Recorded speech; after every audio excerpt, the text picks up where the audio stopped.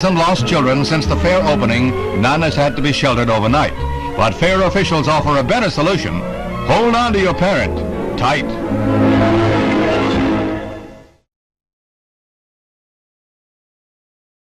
You're watching American History TV. 48 hours of programming on American history every weekend on C-SPAN 3. Follow us on Twitter at C-SPAN History for information on our schedule, upcoming programs, and to keep up with the latest history news. Next on American History TV, history professor and author Andrew O'Shaughnessy examines the role of the British Caribbean islands during the American Revolution. Discussing the social and economic conditions in the British West Indies, O'Shaughnessy delves into why these 13 island colonies did not join the 13 American colonies in rebellion. He also touches on how the location and sugar business that dominated the Caribbean islands ultimately played a factor in the decisive 1781 Battle of Yorktown. Hosted by the Society of the Cincinnati, it's a little under an hour. Tonight I'm very pleased to introduce Dr. Andrew O'Shaughnessy. Dr. O'Shaughnessy is the Vice President of Monticello, the Saunders Director of the Robert H. Smith International Center for Jefferson Studies at the Thomas Jefferson Foundation, which supports ongoing international study of Thomas Jefferson and his world. In addition to his role with ICJS, he is the Professor of History at the University of Virginia. He is a dual citizen of Britain and the United States, and after completing his undergraduate and doctorate degrees at Oxford University, he taught at Eton College before becoming a visiting professor at Southern Methodist University in Dallas and a professor of American history at the University of Wisconsin at Oshkosh, where he was chair of the history department. He is the author of An Empire Divided, The American Revolution and the British Caribbean, which is what our topic is tonight. And his most recent book is The Men Who Lost America, The British Leadership and the American Revolution and the Fate of the Empire, and it has received 5 National Book Awards, including the New York Historical Society's American History Book Prize and the George Washington Book Prize. He is an editor of the Jeffersonian American Series of the University of Virginia Press and a fellow of the Royal Historical Society, and we're very pleased to have him with us tonight.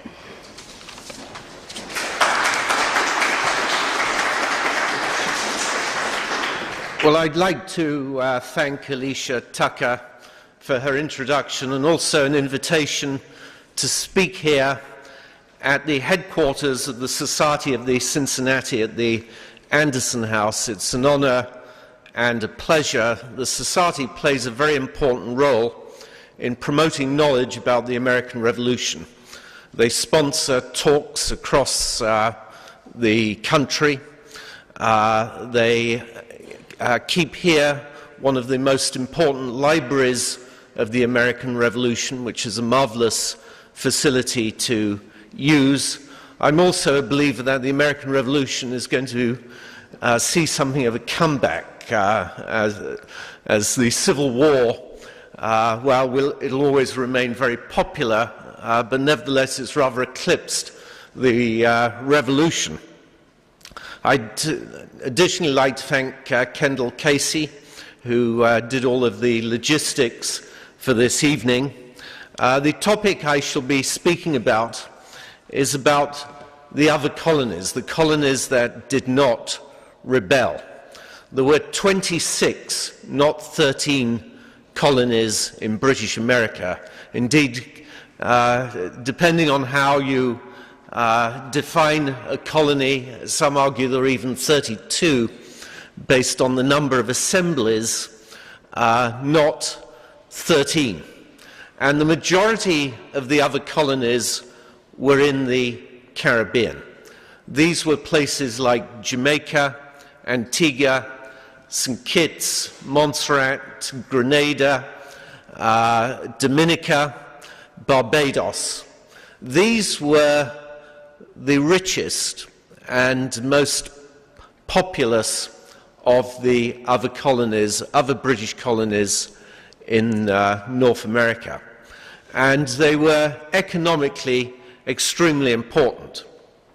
And my favorite example is from the Peace of Paris that concluded the French and Indian War, and the question arose, should Britain keep Canada or should it keep the island of Guadeloupe? Many in Britain felt it was a sellout to keep Canada rather than Guadeloupe. Guadeloupe was far more economically important. John Wilkes, the satirist and radical leader in London, said it was like the peace of God, it passeth all understanding. And it is worth remembering that the British initially had been much more interested in the Caribbean and in South America and planting colonies there than in North America. And this study had a profound impact on me and my understanding of the American Revolution. It firstly allowed me to debate the causes of the American Revolution by looking at colonies which did not rebel, and we'll talk a bit about why the islands remain loyal. But it also highlighted to me the importance of the Caribbean during the Revolutionary War and the extent to which activities there helped to overstretch British resources. And this was happening even before the French entered the war in 1778. But let me begin first by the thought that the British initially had been much more concerned with having a colony in the South and in the Caribbean than in North America. Indeed, it's worth remembering that in the 17th century, these islands would be regarded as more important by the British than their continental empire. We think of some of those original explorers, settlers like Sir Francis Drake, Sir John Hawkins. Their main concern was really looking for a base in the Caribbean, or better still, on the coast of South America. At the end of the 17th century, the island you're looking at, which looks like an aerial view, but it's actually a contemporary painting, this was the richest place in what was then English America. This is the island of Barbados, which since the 1640s had undergone a sugar revolution, had become really Britain's main source for sugar and rum. And during the 17th century, just looking at the landscape and some of the built structure, you can see just how prosperous this island was. The building we're looking at here, it's called St. Nicholas Abbey. It's not in any way religious, it's a planter's home. But this was a stone structure that was only embellished in the 18th century. Much of it had been built in the 17th century. Stone structures were very rare. There were only 3 in Virginia, one of which was Berkeley's Castle, where Governor Berkeley, or Berkeley as the British would call him, was based. This is another example of a stone building dating from the 17th century in Barbados. This is in Speights town. It's very much a Dutch-influenced building, and again indicative of the wealth of these islands at the time. And this place was the wealthiest city in English America. Of course, you look today, you see nothing other than what looks like a bay, but this was Port Royal, very much the Wild West of English America, Port Royal, Jamaica. And in 1692 it suffered a tidal wave in which, and essentially something very like a tsunami, in which the entire place was buried and most of the population killed.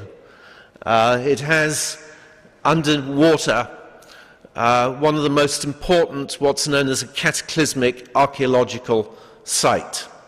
The point about such sites is you have a moment in time preserved, a unique moment in time. You can see skeletons of people running towards the door. And obviously all of their belongings were preserved. It's the largest collection of pewter we found anywhere in the North American colonies. Most people would have been eating off wood at the time. This is the grave of one very fortunate survivor who, rather like the story of Jonah and the whale, existed in literally in an air bubble for something like 40 minutes during this horrendous episode and lived to tell the story. Now, by the time of the American Revolution, it was very clear that North America was essentially becoming far more important. It was not, though, until about the 1720s that imports and exports from North America exceeded those of the British Islands. So it was a gradual process, but it was very apparent to policymakers in London that North America had incredible potential. And there are even English writers who were talking about the prospect of the monarchy moving one day and moving to America, and America becoming the seat of the British Empire. But even if we concede the relegation of the islands, they still remained hugely important. They were still the source of the biggest fortunes in the North American colonies. What you're looking at here is the governor's palace in Spanish Town, Jamaica. And it was the most magnificent of the governor's palaces. The governor was always resident, unlike here in Virginia, and it was always someone very senior. They'd even had a duke as governor in the early 18th century, but it was usually a senior army commander. Now compare it with the governor's palace in Williamsburg, which is impressive, and Virginia was undoubtedly the main jewel in the British crown in North America, the most populous of the states, and certainly one of the most prosperous, although the South Carolinian planters exceeded them in wealth. But again, Jamaica's governor's house was much larger, which gives you a sense of the importance that the British attributed to it. This was built in the 1760s. If you look at Spanish Town today, it's no longer the capital of Jamaica, which moved to Kingston later on, but you can see that this was one of the great colonial capitals. It is like a sort of Williamsburg. This would have been where the courts met and where the assembly met. Now, when the British started to essentially to try to introduce a more efficient, more authoritarian form of government in America and to introduce direct taxes, this affected the islands just as much as it affected the North American colonies.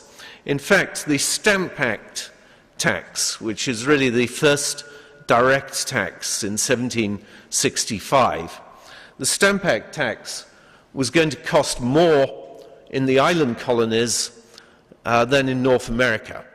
A much smaller proportion of people were going to be paying it. The cost of land, the cost of legal transactions was much greater, and therefore the proportion of stamp duty was much greater. The stamp that I'm showing you here is actually a stamp that was specially designed for the islands because they needed some higher currency stamps. That tax virtually went unopposed in England.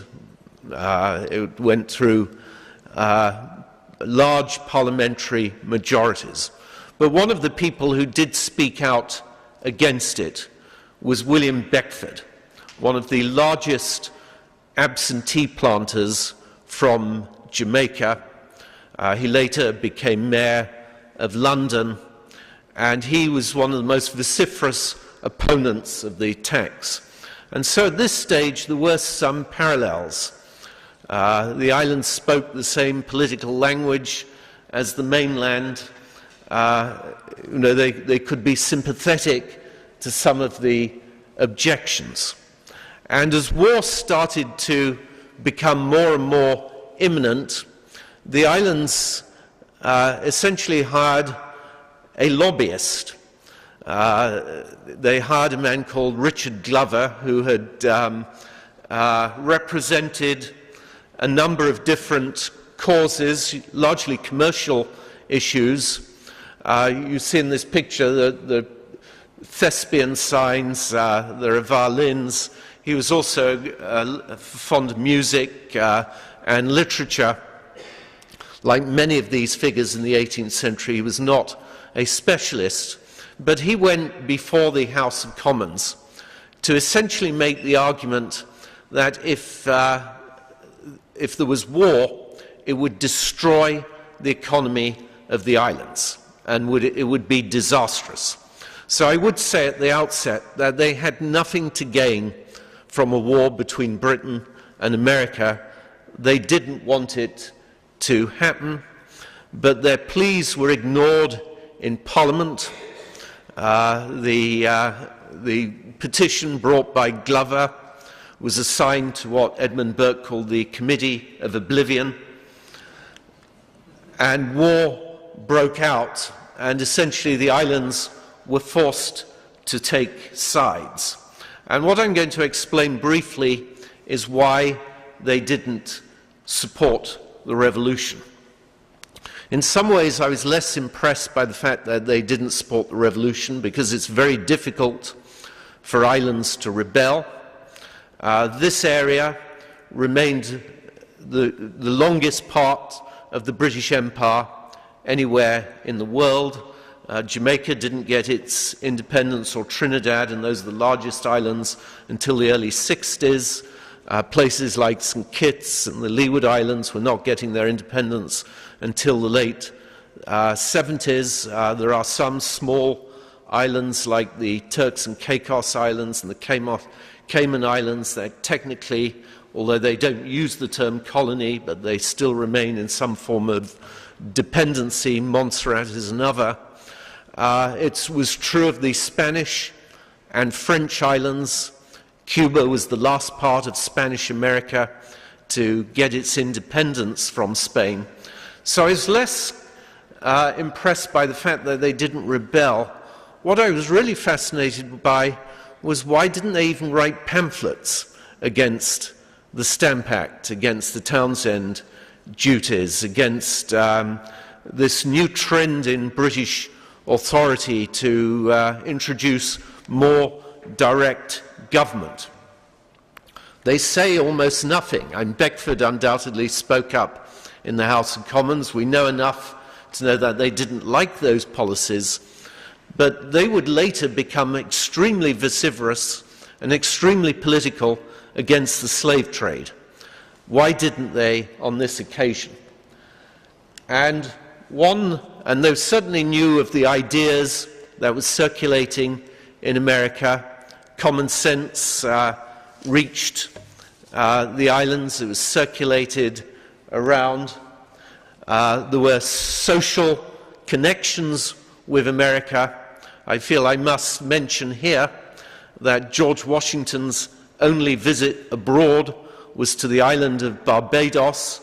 He went there at a time when he hadn't visited many parts of the 13 colonies. He went there with his older half-brother, Lawrence Washington, who was ill, and they'd gone for the recovery of Lawrence Washington's health. Lawrence Washington later died and left George Washington Mount Vernon. Mount Vernon was named after a British admiral in the Caribbean, Admiral Vernon, known as Old Grog, because he introduced the tradition of serving rum in the British Navy, and therefore even Mount Vernon had a Caribbean connection. Benjamin Franklin sent his nephew, who was something of a ne'er-do-well, a black sheep called Benjamin Meekum. He sent him down to the island of Antigua. Franklin's own, the printer to whom he'd been apprenticed when he was in Philadelphia, was active in Barbados. They had an active printing presses. And of course, perhaps the most famous connection is Alexander Hamilton, who was born on the island of Nevis. But these are just representatives. There was a tremendous traffic in people and mutual knowledge, and it was quite likely that many would know the islands more than they knew many of their neighboring states. The islands shared with the mainland assemblies, and people like Jack Green have argued that the assemblies were really the key to understanding the American Revolution. These were the nurseries where future statesmen were trained, and the assemblies in the islands were, if anything, even more bold in terms of their privileges than the assemblies in the mainland. What you're seeing here is the mace, which is the symbol in British parliamentary tradition of political freedom. The mace was originally a weapon carried by bishops, and by tradition it would be carried in front of the Speaker of the House of Commons as a sign that speech was protected. The mace in Jamaica was actually larger and heavier than the mace in the House of Commons, and these maces in the islands were made of gold and silver. One of the reasons, therefore, that they did not support the American cause, despite sharing the same political language, despite being socially connected with America, despite relying on America for a lot of imports for food, and despite having this tradition of strong, independent assemblies, one of the main reasons that they didn't support the North American colonies was that the island colonies were economically dependent upon Britain. The mainland colonies were outgrowing the British economy. But in these islands, the British planters were essentially uncompetitive with their French counterparts. It cost between 15% and 20% more for them to produce and sell sugar than the neighboring French islands. By the time of the American Revolution, the French island of Saint-Domingue, which today is called Haiti, was producing more sugar than all the British islands combined. And the impact of this was that the British planters in the Caribbean relied on the protection of the British markets. They benefited from what we call the Trade and Navigation Acts, and they wanted those laws against which North Americans were protesting, not only for the sale of their sugar, but another byproduct of sugar sales is rum. Sugar is a very capital-intensive crop. It requires a lot of money to grow. Britain was really ahead of other European countries in terms of having a good credit system, a good banking system, and also providing protection through its navy for trade.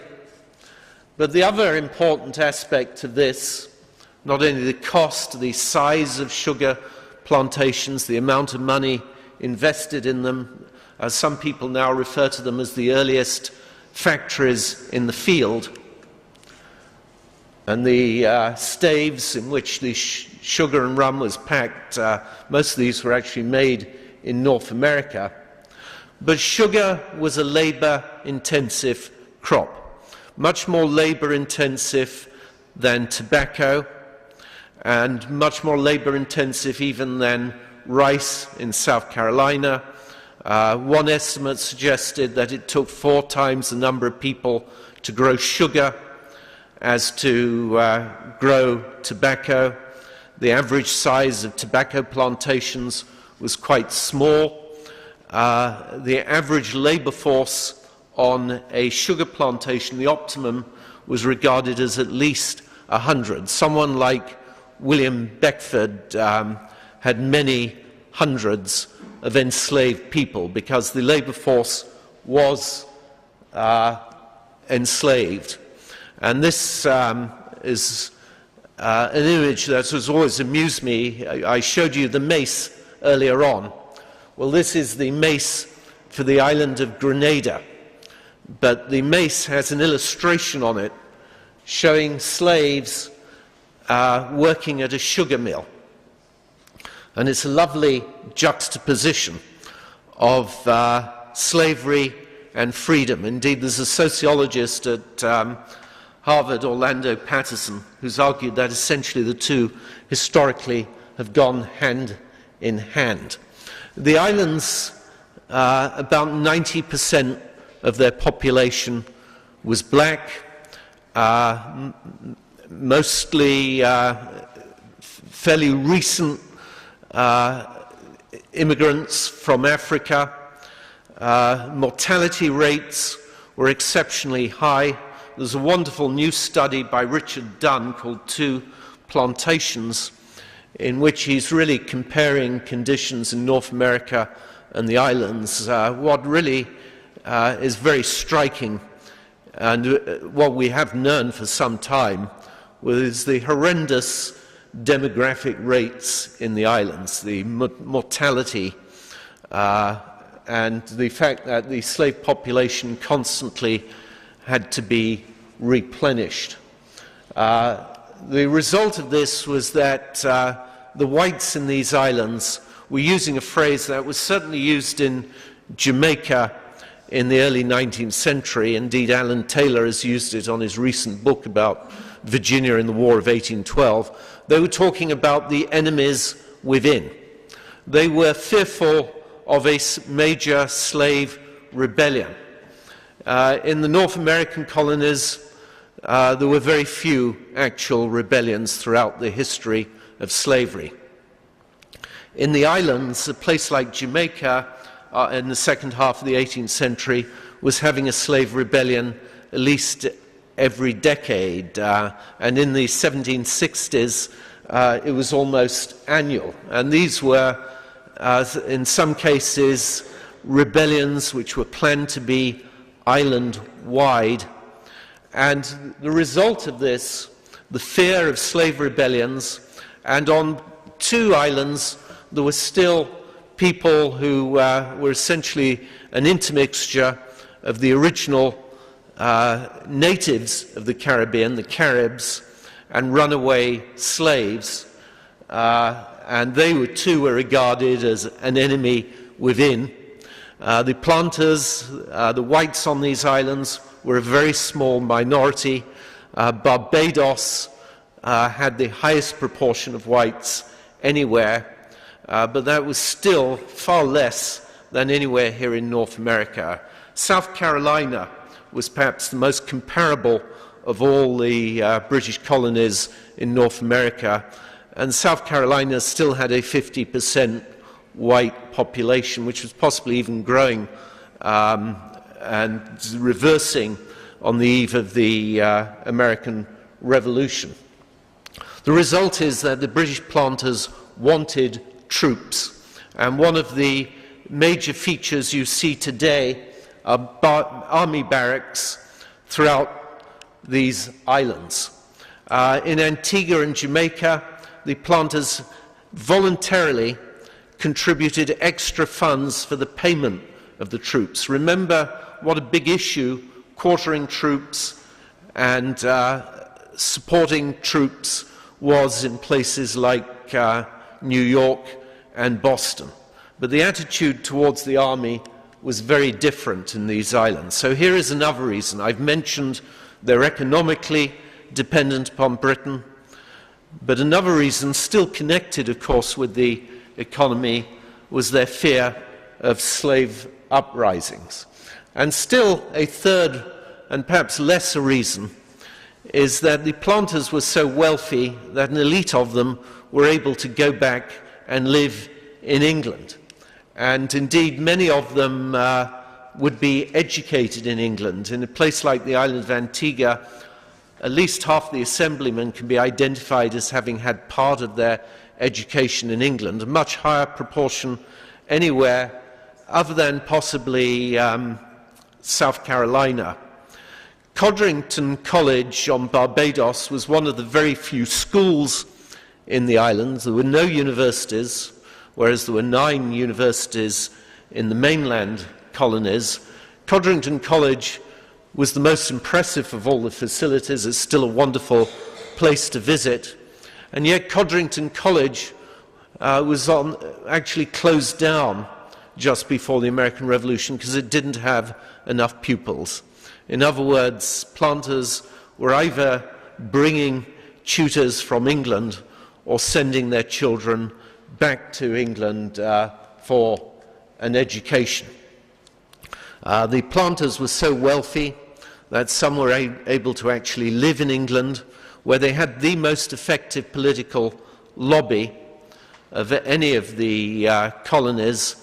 This is the most outlandish of all the homes built by a West Indian sugar planter in England. It was actually built just after the American Revolution, just outside of Bristol. It's called Fonthill Abbey, and it was William Beckford's son, the younger Beckford and Gothic novelist, who built it. West Indians were well known in London. They were caricatured. This is a caricature of a West Indian who's at the Middle Temple. And one final reason why the islands might have stayed loyal to Britain, although I don't put a lot of stress on this, but the Church of England, the Anglican Church, was essentially virtually the only organized religion on the islands before the American Revolution. This changed rapidly afterwards. There were huge numbers of Scots on these islands, and they were Presbyterians. But as many of them complained, there was really virtually no organized presbytery.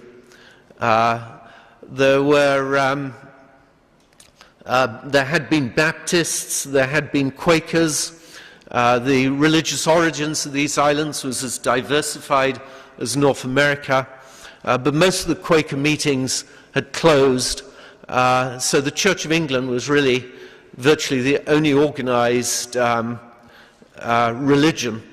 And the Church of England, of course, preached authority and obedience. I say that I don't stress this too much because we should remember that Washington and Jefferson, in terms of their own church-going, were members of what was then the Church of England. That the Anglican Church was the official church of places like Virginia, in fact most places in the South, and many patriots were members of the Church of England, but it may have had at least some influence that it was the only organized form of religion.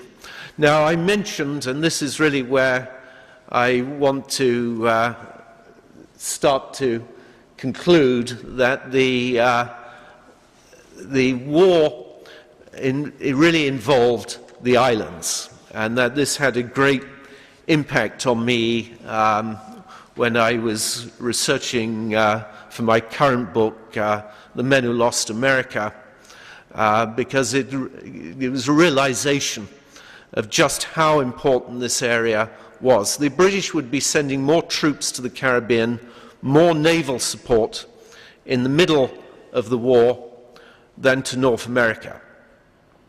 The British ministry debated in the middle of the war in 1778 whether to even keep the army in America or pull it out and essentially go to the Caribbean and defeat the French. Because one thing is very clear, that the French war aims were primarily in the Caribbean, not in North America, which was part of the cause of the frustration with France's role by people like John Adams, because their resources were not given priority in North America. It was the Caribbean. Even at the outset of the war, the impact of this war was felt. This is Sir William Howe, sadly the only member of the British leadership of whom there's no good painting, so you always see this mezzotint reproduced. But General Sir William Howe, Commander-in-Chief after Bunker Hill through to 1778, his father had been governor of Barbados, and he immediately sent for food and troops from the Caribbean as he prepared to withdraw from Boston and to invade New York. And the problems that he had are very revealing. Not only was there no food to be had on the islands, they were starving, and when Barbados did send food, the local assembly and many of the residents protested that they would do this when the islands were faced with near starvation, because they weren't any longer getting food imports from North America. But when he sent for troops from Jamaica, while the troops were actually on board ship, a slave rebellion broke out prematurely. It was to have been one of the most ambitious of all of the slave rebellions, and when there was an inquiry conducted into the revolt afterwards, it was the conclusion of the inquiry that the enslaved people on the island had discovered that the British intended to move their troops, that this was the best opportunity of any for a slave rebellion. And it shows really immediately the limitations of British action and also the problems that they had in terms of insufficient manpower. Another impact of the war on the islands was the arrival of American loyalists. We often forget the American Revolution was also a civil war. 19,000 Americans fought on the British side. This is a painting of one of the most certainly exotic of all of those loyalists. This is a member of the Hallam family, who were essentially the first family of theatre.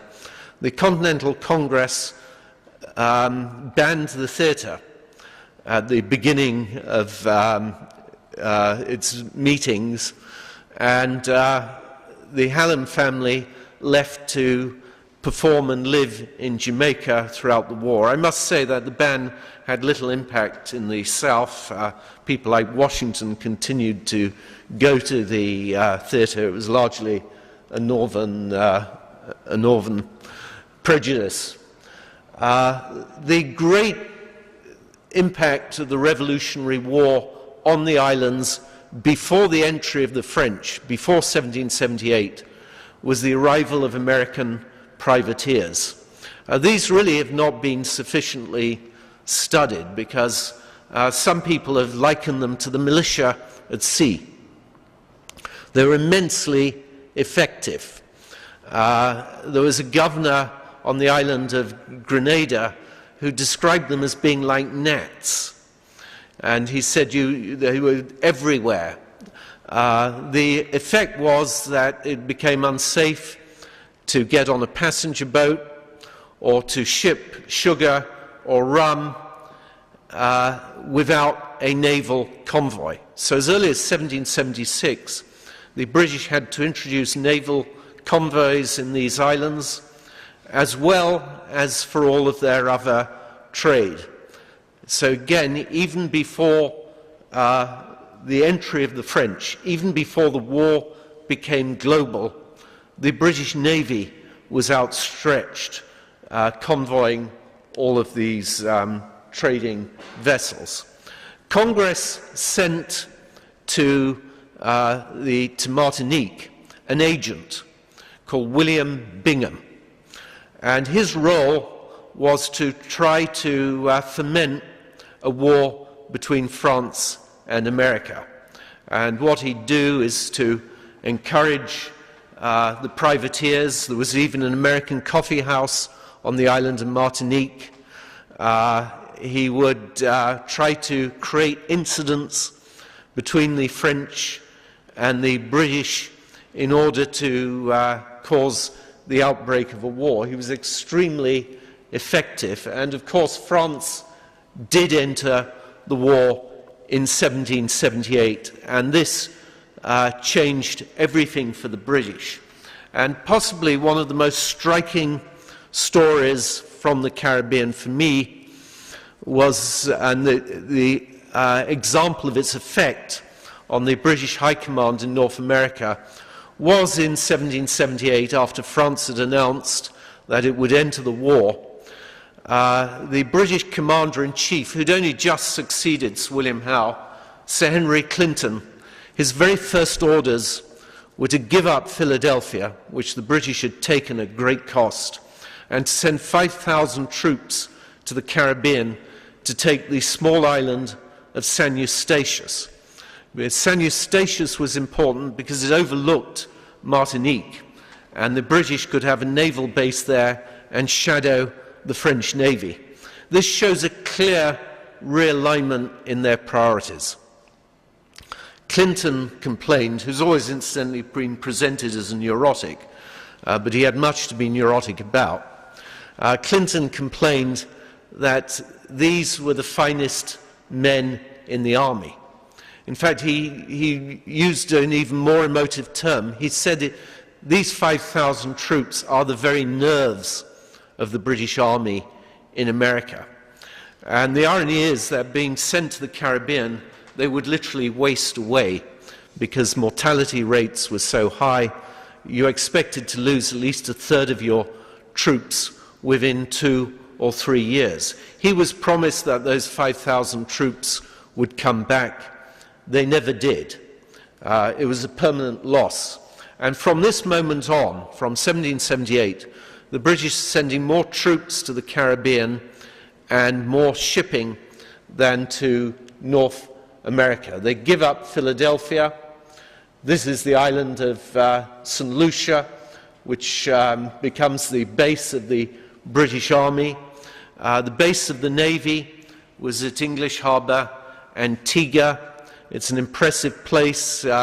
It's like a miniature Williamsburg. You can see all of the activities. This was the Admiral's house, and the Admiral would be able to look out and watch the hand reef and steering of the ship captains trying to navigate into this harbour. You have the capstans where the ships would tie up. They would be careened, which was to turn them upside down and scrape the barnacles under them. This is where sailors could stay on land. This is where masts were stored on the lower level, and there were kind of dormitories on the upper level. It's still perfectly preserved. But the entry of France into this war changed everything for the British. Part of their motivation in switching to focus on the south was the idea that they would be able to better coordinate their armies between the islands and the Caribbean, as well as their navy. And this man, for many years, would be the great fear of the British planters. This is Admiral d'Estaing. And d'Estaing, in many ways, is notable in North American history for failing to link with Washington and to inflict a blow upon the British. But in the islands, he took about 7 islands, and he joked that I will not leave enough sugar on those islands for George III to have in his tea. The islands would play a critical role in the lead-up to Yorktown because of the failure of the Admiral there to intercept de Grasse's fleet on the way to Yorktown. His obsession with plundering a Dutch island of San Eustatius was actually part of the story of why the British failed at Yorktown. Thank you very much.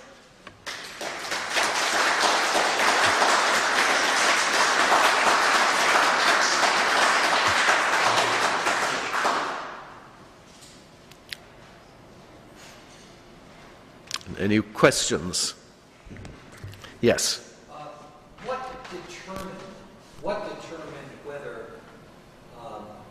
Royal Navy ships would be refurbished in Halifax, Nova Scotia, or down in the Caribbean? They took them out of the combat zone because they were fearful of New York and Boston and Philadelphia, Charleston, etc. So did one specialize in one kind of vessel, or? So the question was what determined where a ship refitted, and they could refit ships in New York once they. So there was some primitive capacity to do that. On the whole, the capacity was greater in Antigua and in Port Royal, Jamaica, than in places like Halifax. And for large parts of the year, the ice and weather conditions in Canada really precluded ships, going there to be repaired, and the facilities were much better in the islands. So I think in places like Halifax and New York, and these were almost emergency repairs. Certainly after the Battle of the Chesapeake Capes, Admiral Graves took his fleet back to New York, but one of the reasons that it took, they weren't able to just turn around and return to Yorktown was the time that the repairs were taking. Yes.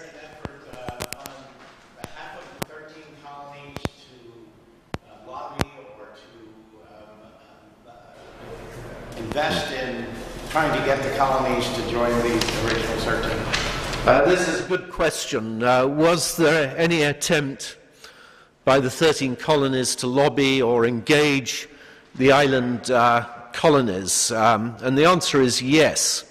But their major attempt was Canada, not the islands.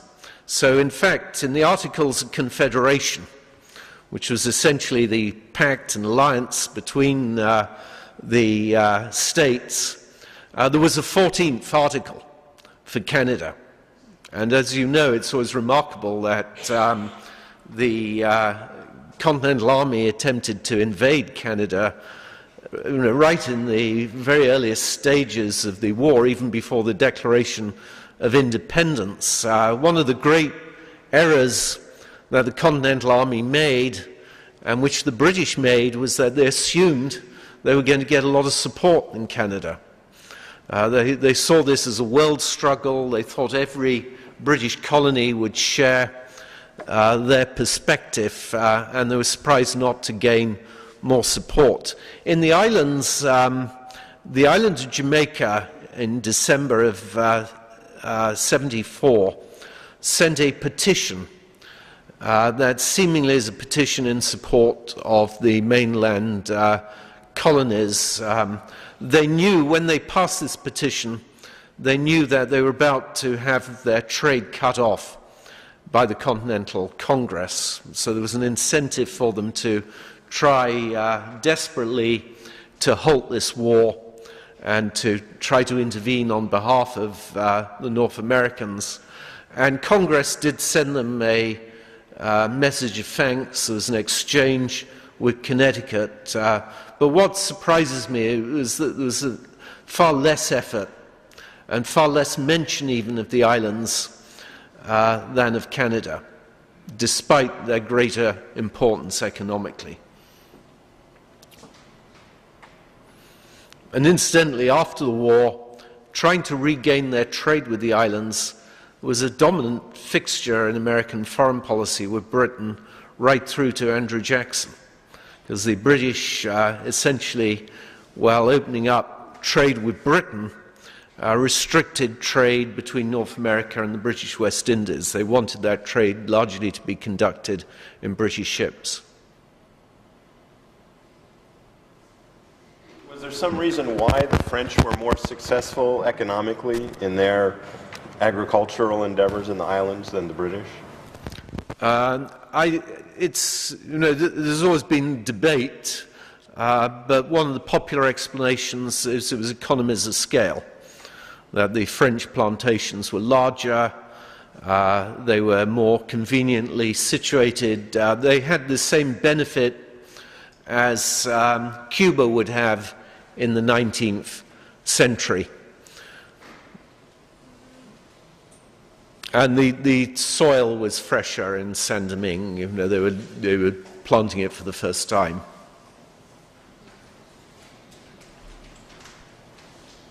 Yes? How did the islands readjust their trade after they were unable to trade with the colony, the mainland colonies after the war broke out? The war was a disaster for them because they did get the source of their food from North America. In fact, Napoleon, one of the reasons he wanted to originally keep the Louisiana territory was simply to feed Saint-Domingue. But once he'd lost Saint-Domingue, there was no point in having the Louisiana territory. So that was a major loss of food supplies, and Canada was not able to be an effective substitute. The production was not great enough. The loss of wood and the ability to have their staves made in North America, so it increased the cost of doing business for them, essentially. Eric Williams, who later became Prime Minister of Trinidad and Tobago, argued that it was the beginning of the end for the British planters. It led to a long-term decline. Economic historians now possibly date it later, but certainly the heyday was gone. It's interesting to look at their lobbying. They didn't really need a formal lobby before the American Revolution. Everything was done quietly. It was done on a personal basis. After the American Revolution, their lobbies become very formal. They keep committee minutes. They put petitions in the newspapers, and they have to become much more vociferous because there's no longer this mutuality of interest between what they want and what Britain wants. Yes? Thank you for the interesting and thoughtful presentation. Could you please comment on the contribution of Admiral LaGrasse, who sailed from the Caribbean with a coordinated effort with George Washington and a Russian boat to block the Chesapeake Bay to prevent the British Navy from rescuing Cornwallis? Yes. A major contribution to the conclusion of the war. This admiral, this time, he was actually a regional general. I'll get de Grasse's picture up for you. Yeah, he was converted himself like that. Let's see if I... No, carry on. Right. That's Samuel Statius. But I do have de Grasse here. Here he is. Right. The other general this time was originally a general who converted himself to be an admiral. He sailed to Port News, Rhode Island with his navy, made no impact there. Then he sailed to Georgia, failed to make any impact there. Then he sailed back to France. He was later on guillotined because of his loyalty to Marie Antoinette. Mm-hmm. But he really did not make any contribution to the American Revolution. De Grasse is often overlooked. De Grasse was the one who put forward the plan, essentially, for Yorktown. He was the one who suggested to Rochambeau that he would go to the Chesapeake rather than to New York. Washington at the time was still planning New York to be the mother of all battles. Clinton was expecting him to attack in New York. The right strategy is to siege Yorktown rather than New York City. Yes, so Rochambeau was the military army tactician. But the point about de Grasse is he took a huge risk. The British were taken by surprise at the Chesapeake Capes. They had believed that they would have a superior-sized navy. And they had had bad intelligence initially about the size of the French fleet. But de Grasse made it worse by not sending part of his fleet back to France to convoy the trade of the French islands, and then not leaving any ships in the Caribbean to protect the French islands. He instead asked the Spanish fleet to protect the French islands, and he therefore took his whole fleet up to the Chesapeake Capes. So the British were outnumbered to an extent that they'd never expected to be. He exceeded his orders. He stayed longer than he was supposed to be because the French priority was to take Jamaica with Spain. And that's where he met his fate, because he then sailed after Yorktown, despite Washington's entreaties. He sailed down to the Caribbean to meet up with the Spanish fleet, and he was defeated by Admiral Sir George Rodney in a group of islands called the Saints, which was a major defeat of the French Navy and one of the most celebrated victories up until the Battle of Trafalgar. And it certainly changed the dynamics of the war. It's a good illustration as well for me of the thin line between success and failure, that it was de Grasse who defeated the British for the first time since the 1690s, a major French victory against a British fleet, and then that he himself was defeated, much as Horatio Gates, who defeated Burgoyne, was himself defeated by Cornwallis. And you had one, I think we can take one last question. Were the Caribbean colonies the source of meaningful financial support to the colonies in rebellion in the North? Not the British islands, although and there were a lot of merchants who were sending things from British islands to Dutch islands, and a lot of the military people down there said that this is, piracy reigns free here. But the French and Dutch islands became the critical sources of supply to North America, especially this little Dutch island of San Eustatius. And there were 500 warehouses there, and sometimes as many as 200 American ships off the island. Beaumarchais, who's known as the playwright who wrote Marriage of Figaro, set up a front company that would smuggle gunpowder and military goods through the Caribbean. So it was the main source of supply. And when Rodney destroyed all of these warehouses and supplies in San Eustatius, he thought he'd suppressed it, but much like the modern drug trade, it simply shifted elsewhere. Whenever the British blocked up one island, it would move to another, and after San Eustatius, it was the Danish island of St. John's.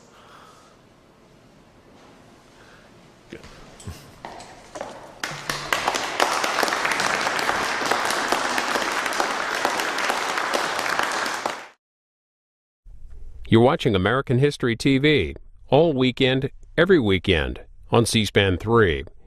To join the conversation, like us on Facebook at C-SPAN History.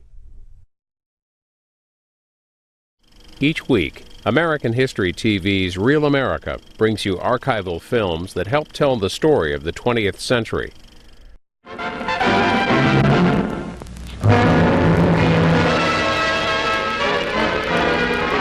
From his stronghold in the wild Sierra Maestre Mountains, Cuba's Fidel Castro emerged triumphant after 2 years of guerrilla warfare against the Batista regime. The revolution that began with Castro a fugitive, practically alone, landing with 82 followers, to be nearly wiped out by government forces, ended with the flight of dictator Fulgencio Batista and the entry into Havana of rebel forces to be acclaimed by the city.